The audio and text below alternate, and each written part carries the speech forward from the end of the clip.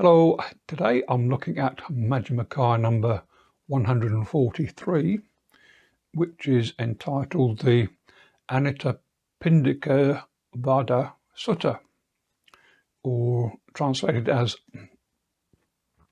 Advice to Anathapindika. Now, this is quite a powerful sutta, and it almost equates to sort of last rites or advice on death and to ease suffering.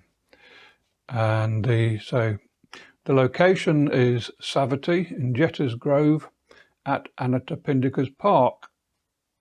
And the people mentioned are Buddha, or the Blessed One, Anathapindika, who's a householder or lay person, although of course he appears to be quite rich because it's his park. The Venerable Sariputta and the Venerable Ananda.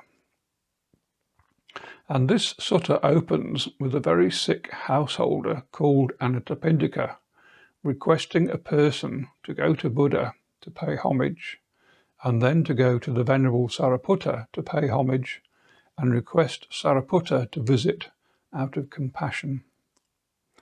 So after this, Sariputta agrees to go to Anathapindika's house and takes the Venerable Ananda as his attendant. So after greetings at Anathapindika's house, Anathapindika describes his illness to Sariputta and Ananda, and that pain is increasing. It is like his head is being split with a sword. Violent winds are carving up his stomach, and he has violent burning in his body. So Sariputta replies, "You should train as follows.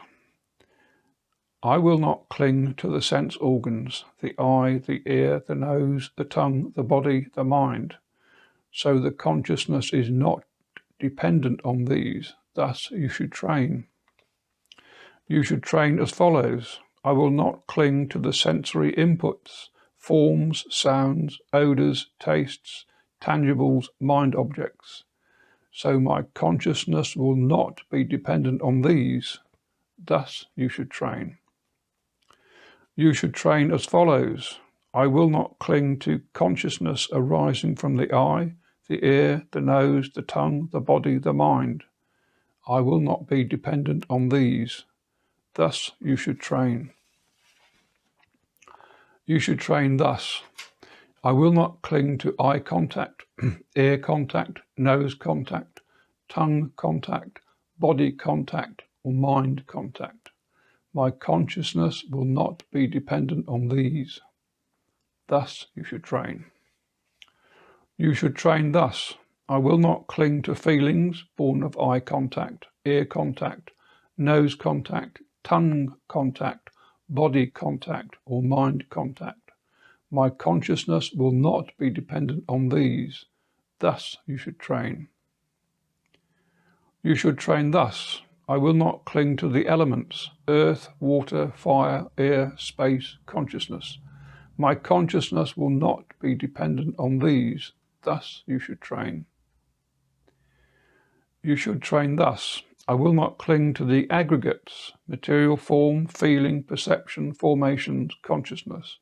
My consciousness will not be dependent on these.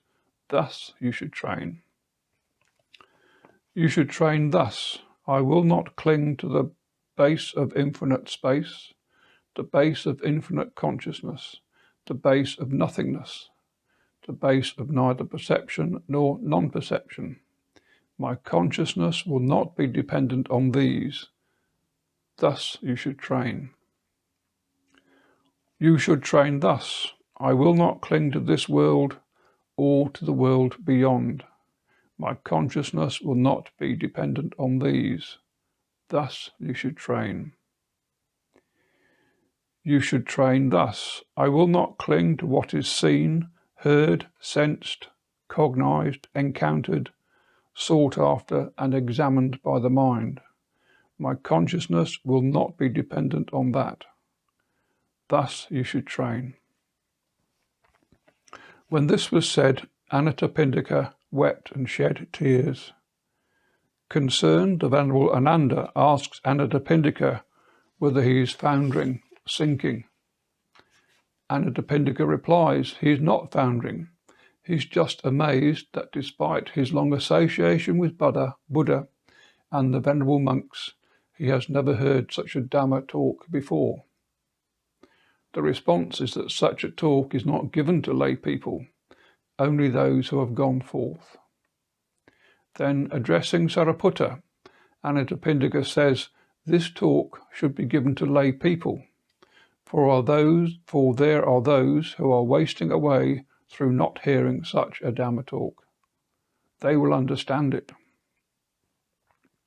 The Venerable Ananda and Sariputta then departed, and shortly afterwards Anathapindika died and reappeared in Tusita heaven. And that's a heaven, apparently, that's reserved for those who do meritorious deeds. And then, as a young god, he went to Buddha in the night and addressed him thus. So then Anathapindika in his new form recites this poem, which goes, "O blessed is this Jeta's grove, dwelt in by the sagely Sangha, or community, wherein resides the King of Dhamma," that's Buddha, "the fount of all my happiness. By action, knowledge and Dhamma, by virtue and noble way of life, by these are mortals purified, not by lineage or wealth. Therefore a wise person who sees what truly leads to his own good should investigate the Dhamma and purify himself with it. Sariputta has reached the peak in virtue, peace and wisdom's ways. Any bhikkhu who has gone beyond, at best, can only equal him."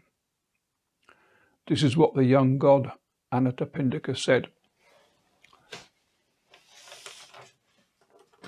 After Buddha's acceptance of what was said and approval, Anathapindika vanished. In the morning, Buddha relates the encounter with the god to the assembled monks. And the Venerable Ananda correctly identifies the young god as being Anathapindika.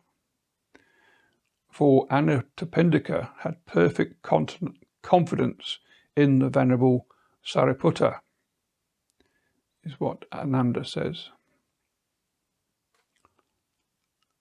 Buddha confirms the reasoning. And this is what the Blessed One said, and the Venerable Ananda was satisfied and delighted in the Blessed One's words.